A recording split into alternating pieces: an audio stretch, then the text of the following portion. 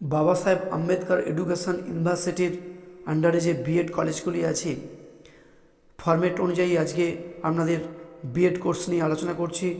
তার আগে বলি, আমার বিএডের semester 1, semester 2, semester 3, semester 4 practicum বই আছে।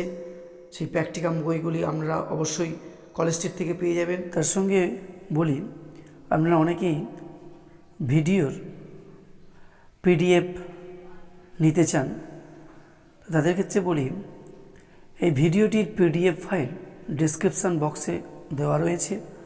পিডিএফ ফাইলটির পাসওয়ার্ড ভিডিওর মধ্যে রয়েছে, আপনারা ভিডিওটি দেখুন। যে বিএডের একটি প্র্যাকটিকাম নিয়ে আলোচনা করছি 1.2.3 কোর্সের। যেহেতু এটা জেনারেল পেপার সেকেন্ড সেমিস্টারের, সেই জন্য নিজস্ব সাবজেক্টের উপর এই প্র্যাকটিকামটি করতে হবে, মাইক্রো টিচিং।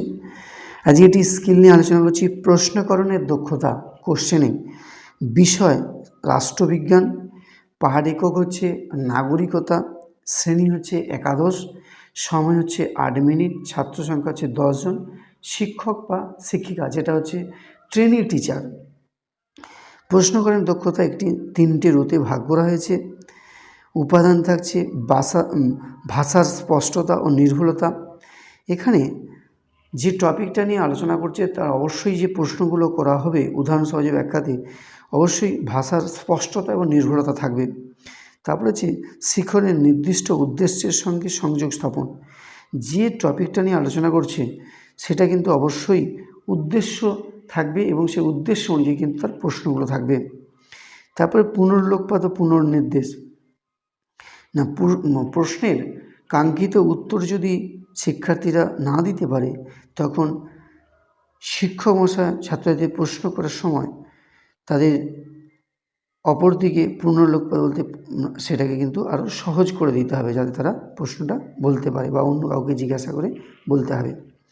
তারপরে শিক্ষার্থীদের উত্তরের স্তরে পরবর্তী প্রশ্ন।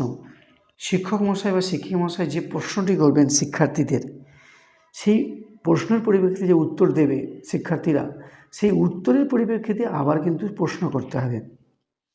তারপরে শিক্ষার্থীদের উত্তরদানের সহায়ক সূত্র, এবং শিক্ষার্থীরা যখন প্রশ্ন পারছে না তাদেরকে কিন্তু প্রশ্নের সহায়ক সূত্র ধরে দিতে হবে, যেমন অপশান ধরে দিতে হবে বা উদাহরণ 2-3টে বলে বলতে হবে কোনটি হতে পারে, এরকম ধরনের।